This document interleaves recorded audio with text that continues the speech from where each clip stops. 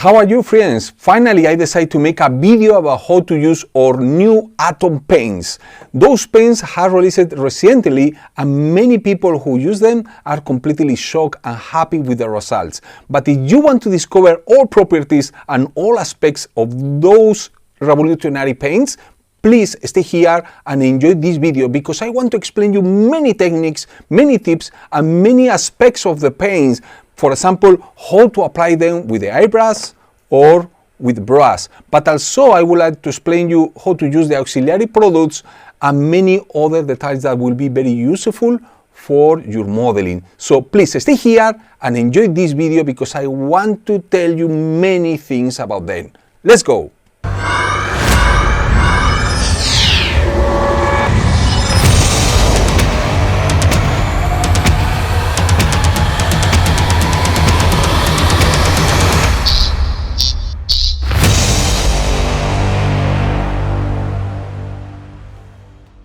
First of all, let's talk about the jars. Although they appear much larger, they are not much taller than others on the market. The difference is that they have a cylindrical shape that allows them to have more capacity and optimize the space, when, as you can see, the size and height are the same as any other typical bottle on the market. The only difference is that atom bottles have more capacity. This way, they can all fit in the same boxes and in the same storage, which makes them very unique. On the other hand, you can observe the capacity of the atom paint, which is 20 milliliters versus 17 milliliters, which makes a big difference. The atom paints also have a little mixing ball featured in ammo acrylics. It is important to always shake these bottles well before use, like all acrylic colors. The only difference is that ours have a little ball inside, which will help you a lot when mixing. You can also open it with one finger using only one hand, while standard bottles require both hands. So you have to leave your model or airbrush off to the side, while the atom bottle is very quick and easy to use. The range of atom colors is quite varied, with a full catalog of vivid tones available. The range also provides extensive military colors. Notice that they have a totally transparent bottle, unlike others on the market that have a whitish bottle that makes it difficult to see what is inside. For example, this is a transparent white plastic bottle, but you cannot see what is inside. On the other hand, with the atom example with a transparent liquid, you can see that it is a totally transparent bottle. This is important when choosing your colors. Above all, it should be noted that we have a wide variety of colors, from very bright tones for fantasy, to military colors for armor, aircraft, ships, and even all kinds of dioramas. You should choose the colors that you are most interested in for each subject. In any case, this booklet will allow you to see all the instructions and many tips and tricks used to apply them. You will also find thorough application instructions that I will share with you during this video. Above all, it is very important that you have this complete catalog with all the references, with names and the conversion table and equivalencies, so that you know what color corresponds to each product, and it allows you to compare with others. Finally, we have these products in a 20 milliliter format and 60 milliliter auxiliary products. And of course, a giant size of 400 milliliters, for those who don't want to worry about running out of their most used products.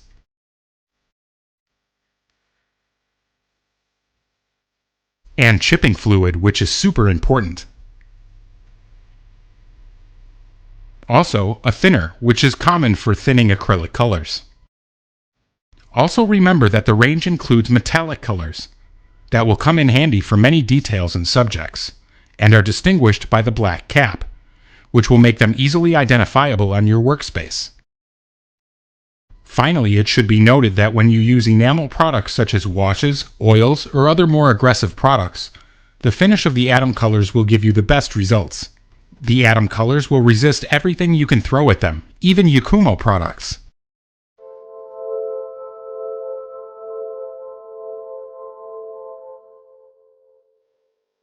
We are going to apply them with the airbrush, which is where these paints excel. Atom paint flows very well. As always, shake it before using. The mixing ball will make it easy. Once again, notice that I open it with one finger with one hand, while on the other hand I hold the airbrush. Be careful! Never do this. Do not pour from the bottle in a horizontal position. Hold the bottle in a vertical position. In this way you can use only the paint that you need by softly squeezing the bottle. This will ensure that the bottle always stays perfectly clean and the lid will never get stuck.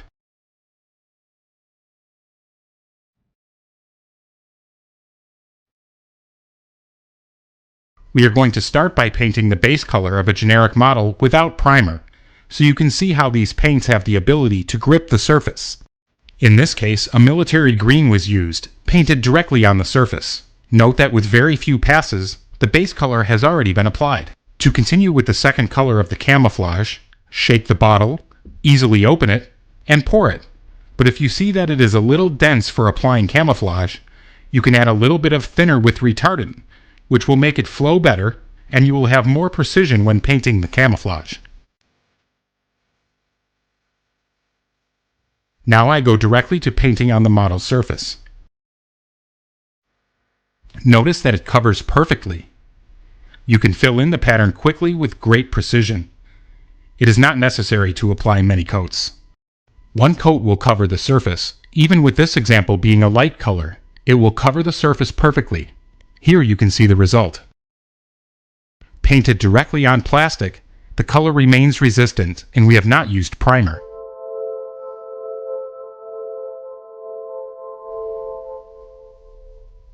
One of the most important aspects of these paints is that they are self-leveling. For example, we are going to use this very intense turquoise color, and we are going to flood the surface as if we don't know how to paint. We are going to soak the surface in a flooded puddle of color. Then we will see what happens when it dries. And obviously, after leaving it to dry, it leaves a perfectly smooth, uniform, and matte finish, without irregularities or texture. The surface is free of any type of finish imperfection that would make you think it has been poorly painted. This quality is difficult to find in any other paint. Of course, I recommend that you paint in a normal way with a couple of thin layers. It will be exactly the same, even if you flood the surface. It always self-levels, and it will always leave an excellent finish.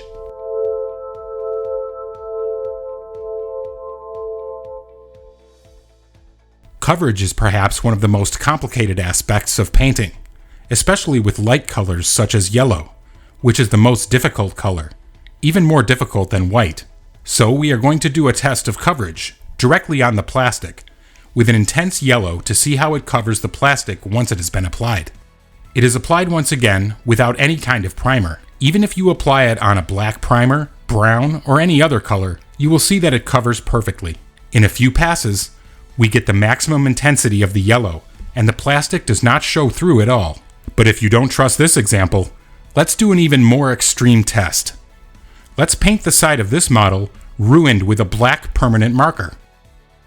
You know how powerful these markers are, and we are going to try to cover it with the atom color yellow. With the same paint applied in exactly the same way, we will see that initially it is transparent.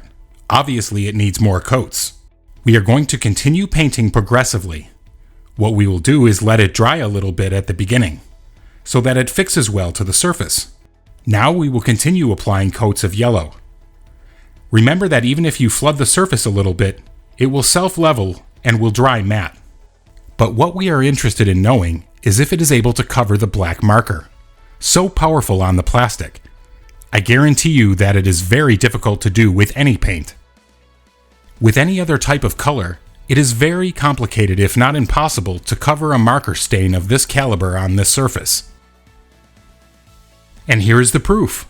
We are covering it very quickly, we are letting it dry, and we have perfectly covered the black mark. With nothing but the color yellow on the whole surface, this type of power is uncommon.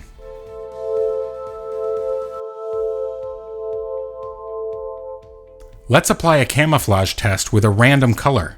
Once again, the surface was painted without any kind of primer. Let's see how we would make a camouflage with a much lighter color with precision. For this example, we are working with the Air Viper, an airbrush with a little more precision than the Air Cobra. The pattern is made by perfectly outlining the shapes. Notice that it covers perfectly, even being a light color. We normally recommend that you paint the dark color over the light color. But in this case, it was done the other way around, so that you can see the covering capacity Atom has. We can make spots by outlining the sides and then quickly filling the inside. Once again, we see the covering capacity it has when painting large spots on the model. To do this, I recommend that you add a little bit of thinner with retardant. This is going to help considerably, especially to make this type of super fine and very transparent lines. The thinner with retardant is going to help considerably with this task.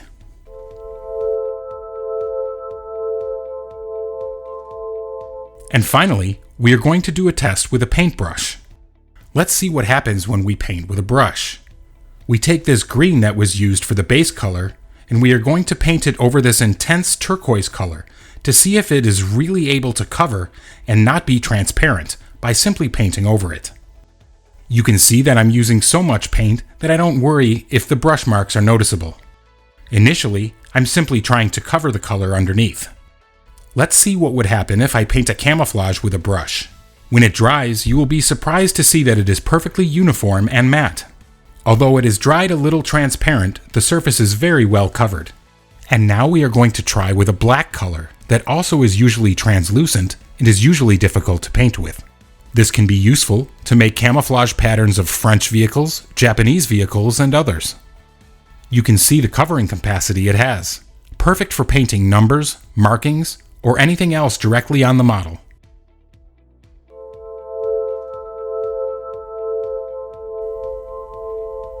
Well, a little tip for the end. Here we have a normal thinner without retardant that serves to paint the generic base colors and dries fast. The retardant will be useful and will help us a lot to apply fine lines, camouflage, or transparencies and blending. And finally, one thing I always do is when I'm going to use a color, I always reserve a little color to paint the lid. The color you see was painted with a brush and it covers perfectly. This is the best proof of the covering capacity along with the example painted with an airbrush. The cap was painted for quick recognition of each color when stored. Well, friends, that's all. What do you think? Do you discover something new or you already used many of those tips?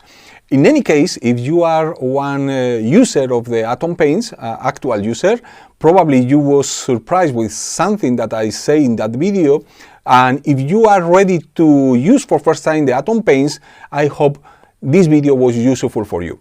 In any case, from my side, I hope to make more videos in the future talking about more techniques, more advanced techniques applied in models. But by now, I think that you can start using them, enjoying them. And please let me know in the comments what do you think about our new Atom Paints. Thank you very much, guys, and see you in the next video.